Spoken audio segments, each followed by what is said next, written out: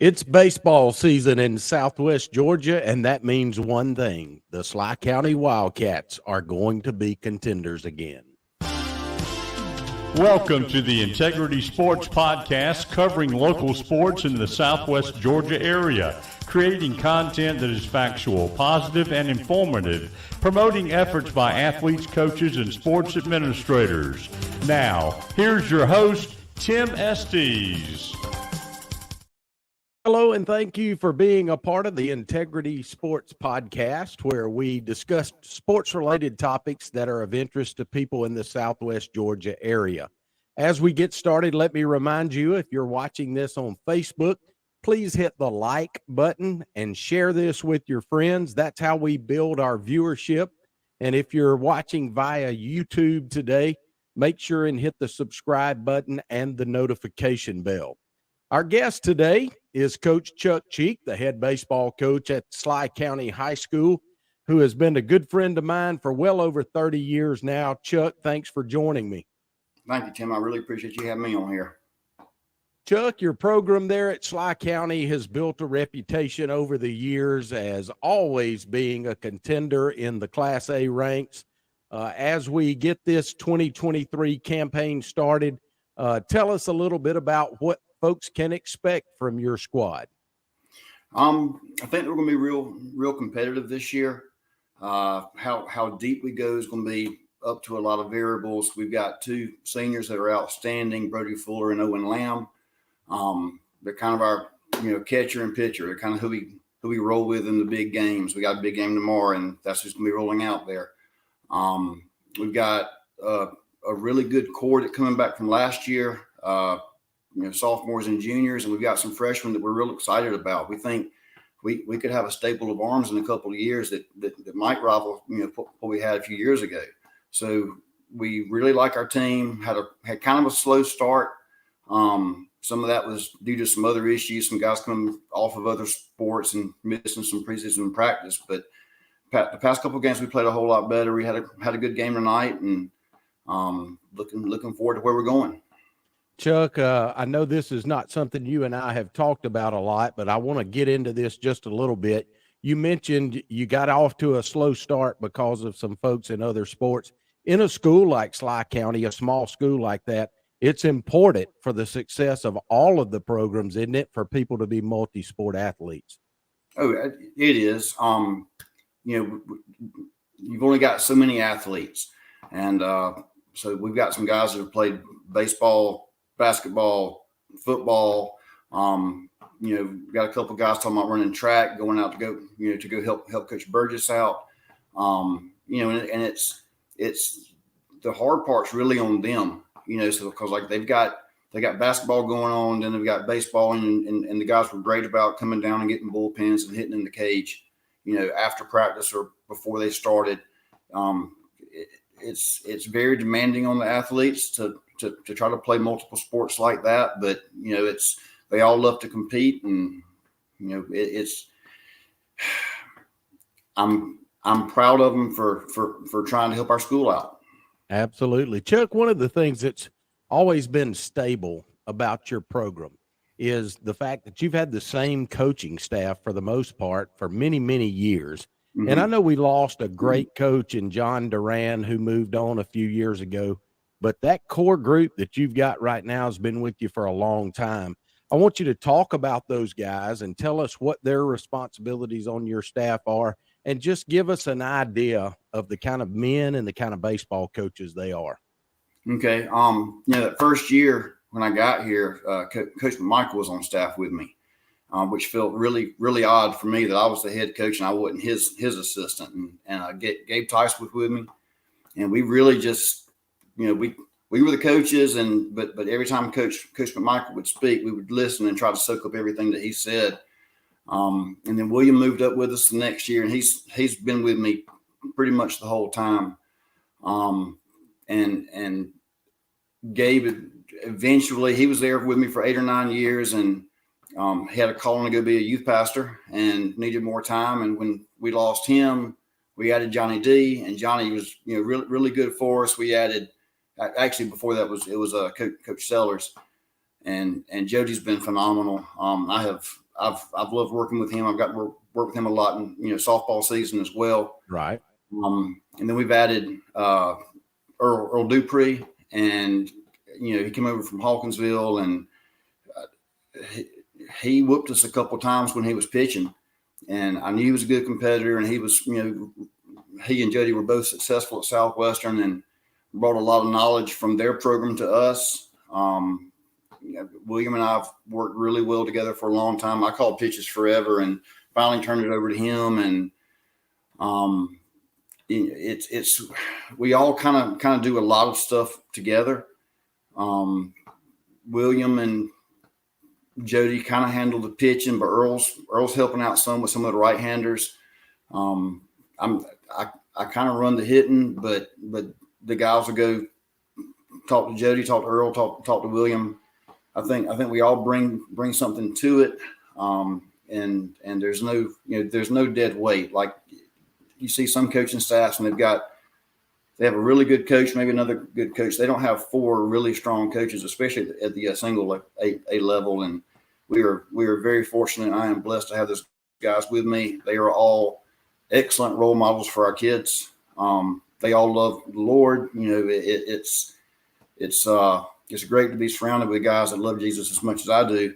And, they have tremendous baseball minds, and, which is great, but they're better people, which is the most important thing.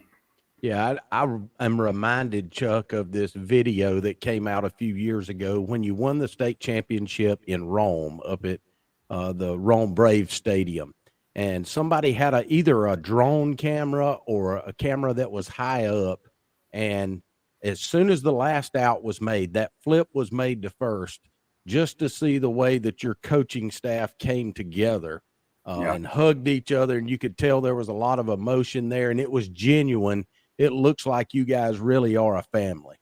Yeah, we sometimes we'll go at it, and we'll have discussions and about who should be doing what, or as far as the players, and I want that. I want them to question me, because it helps. Nobody wants a yes man with them. You don't get better with that. But we absolutely love each other, and I know exactly which picture you were talking about, and that was a special moment. Well, Chuck, most folks around here know you as the head coach at Sly County, and well deserved. You've built that over several years, but not everybody knows how you got in this position. I knew you as a high school player. You were friends with my brother Steve.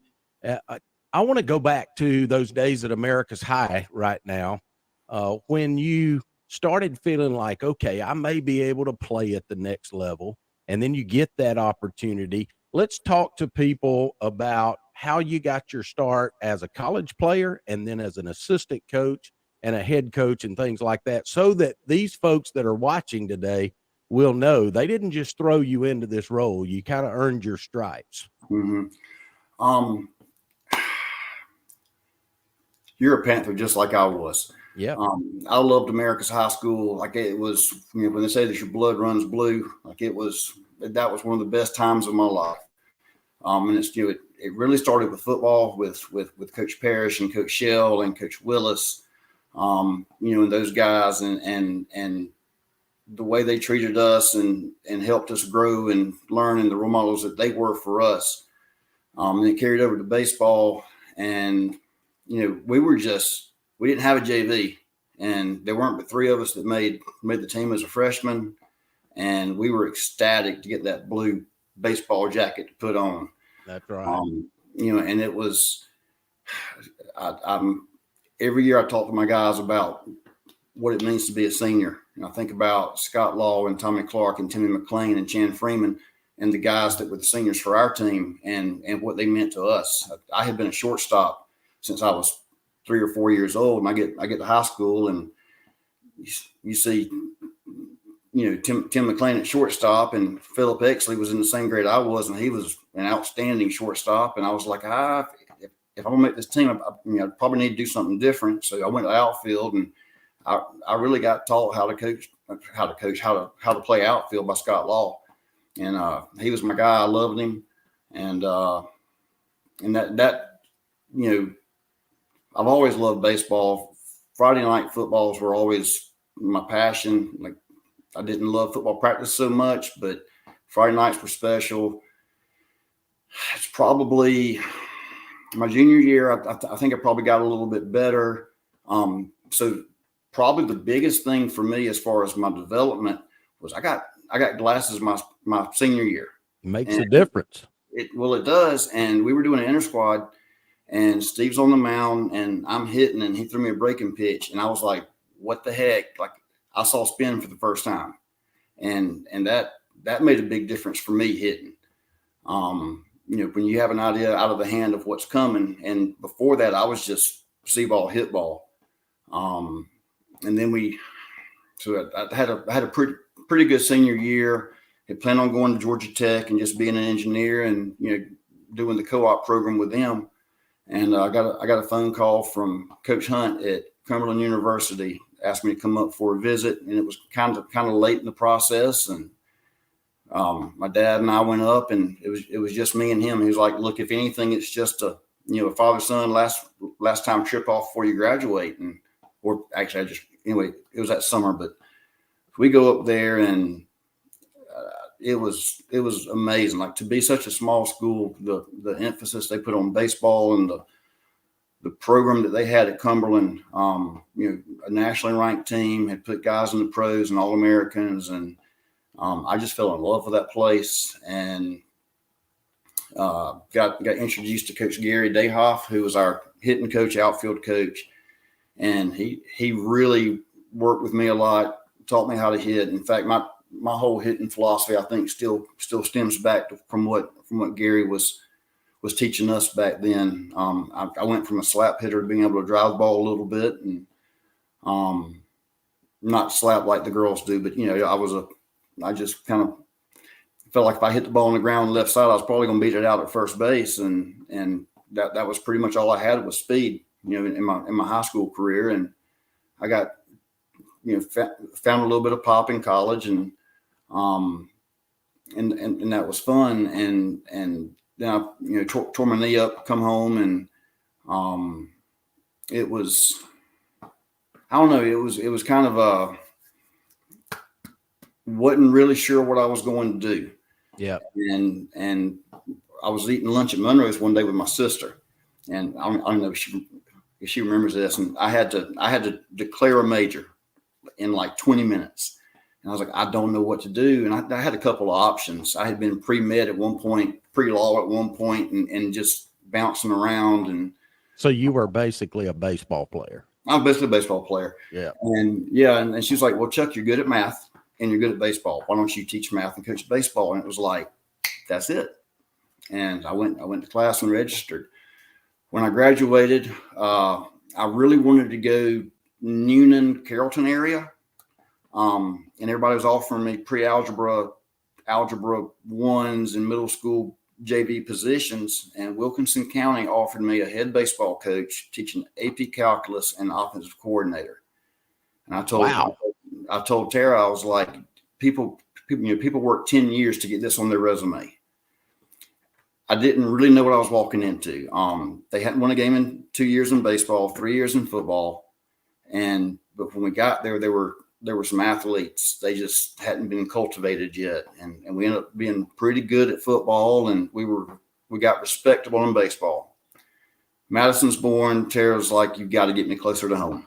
So we moved to Butler, where my sister was living, which is only 45 minutes from Americus. And I got a chance to work with Will Harris, who's a great friend of mine, and he played at Mercer. We were fairly close to the same age, and he played with Brock Powell and Eric Oxford when he was over there. So he knew those guys, and he and I worked really well together. And he was actually the head coach, and I was his assistant. But it was his first year being a head coach, so he let me probably do a lot more than he should have.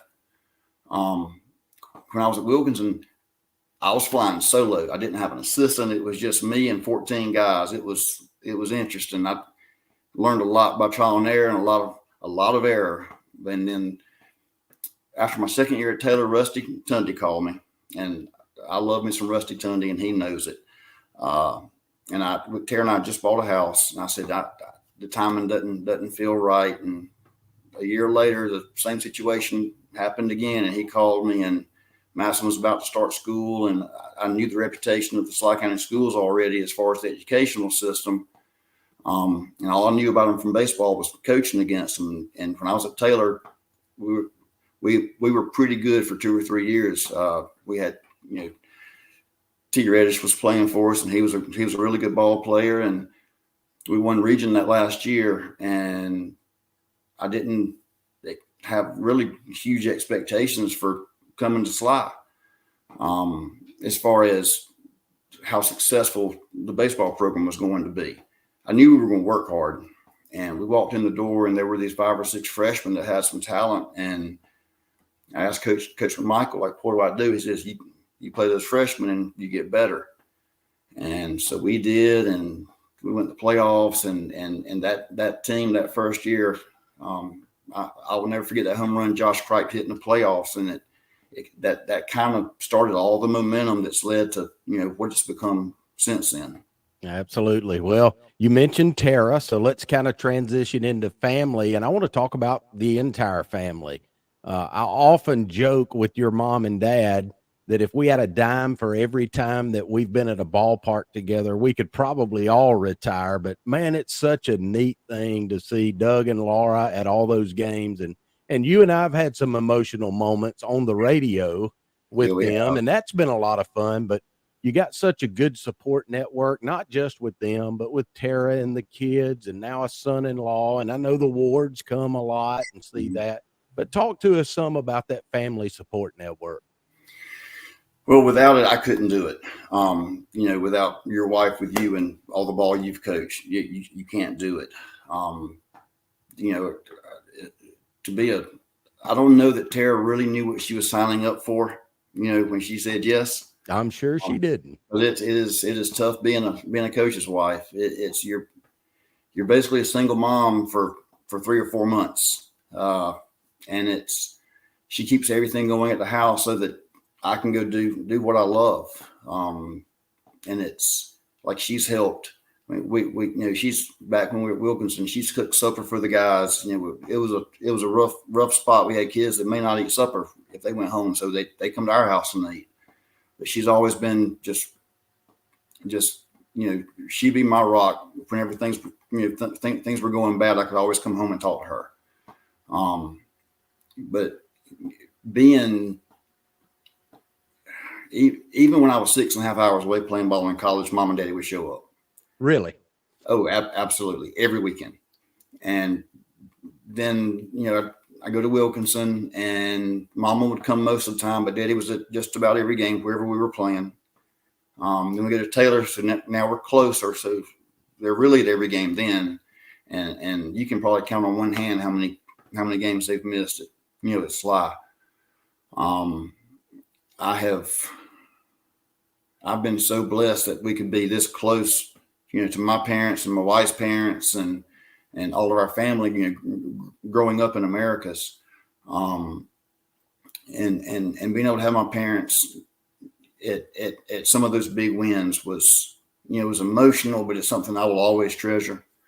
And then on the flip side of that, going towards my children, like Madison was a Diamond Girl for 4 years. She was on the field with me when we won our first 2 rings.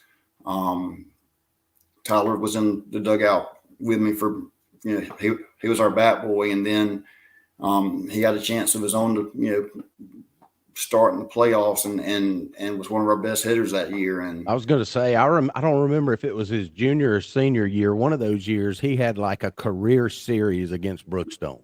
It was Crawford County. Crawford, okay. Yeah, right. it was Crawford.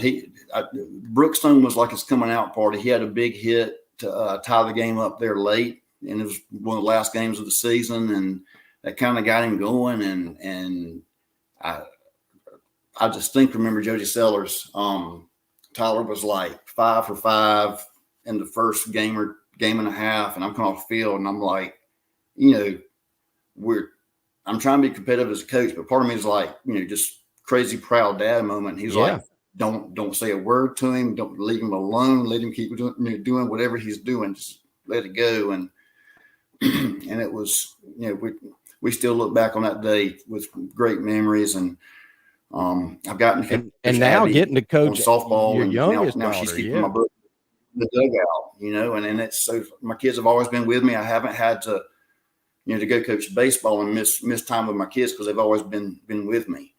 That's something that's just another blessing that I've had. But well, Chuck, looking back, now I'm not going to say you're on the backside of your career. Let's hope you're in the middle part of your career. But as you look back and you look at some of those great teams you had, like in 2015 and 2017, and you look at where are some of those players that were just studs back then? What are they doing now? And I look at guys like Brett Ursery and Chase Patrick and J-Rod, and a lot of these guys are married or getting married. Some of them are fathers. Some of them are very successful early on in their careers, and that kind of thing's got to give you a lot of pride. Yeah, it does. We always say that we want the guys to learn more than baseball from us. We want them to grow up to be good dads and good husbands and just good members of society. Hopefully teach them a little bit about loving Jesus too. And we've got guys from those early teams. I'm about to start teaching some of their children, and I hit 50 this year, so it's really getting on me in a hurry. But yeah, it is. I love going to their weddings. I love seeing their pictures on Facebook when they're with their kids and everything. And it's for the 4 years they're in high school. It's like they're my own children, and it's you're just always proud of them when they're doing great things. Chuck, our program is sponsored each week. Today it's sponsored by our friends Mike Gurley and the Shred Shed. So if you need professional document shredding, talk to the Shred Shed. You can reach them at 938-2520. As we wrap this episode up today, Chuck, I want to tell everybody what the Wildcats have coming up over the next week or two, and just kind of where you're at this point in the season. Okay. We're I think we're 6-3 now. After today's game, we beat Early County 13-3. Played pretty well. We got our first, not our first region game. We have a big region game on the road tomorrow. We're going to Chattahoochee County. They've been playing pretty good baseball, and so we'll see how that goes. And so we're starting the middle of region play. We've had a really tough schedule to start the season. I try to schedule way over our head just to get us ready for the playoffs. It's great to win regular season games, but what I care about is playoff wins. And so we try to see, teams that have got big arms and big bats and see how we hold up with them. So the last week of the season, it's going to be real fun because we're going to see some serious talent. But I expect our guys to go out there and compete. I think if folks come out to watch us, they will like what they see. Chuck, we certainly appreciate you joining us. We appreciate the way that you lead the program there at Sly County, you and your staff. I know it's not a one-man show, but it has to have a leader, and you're the guy that's got that title, and we appreciate the integrity that you've done that with. I hope that you'll come back and be a part of this again as we get ready for playoff time. We'll try to get you back on again, and you can kind of recap the season, and we'll talk about things going into the playoffs. But thanks again for joining us. Thank you, Tim. I appreciate it. As we wrap up, let me remind you, if you're watching on Facebook today, hit that like button and share this video with your friends. If you're on YouTube, make sure and hit the subscribe button. We'll be back again next Thursday. Again, thanks for joining us. So long, everybody.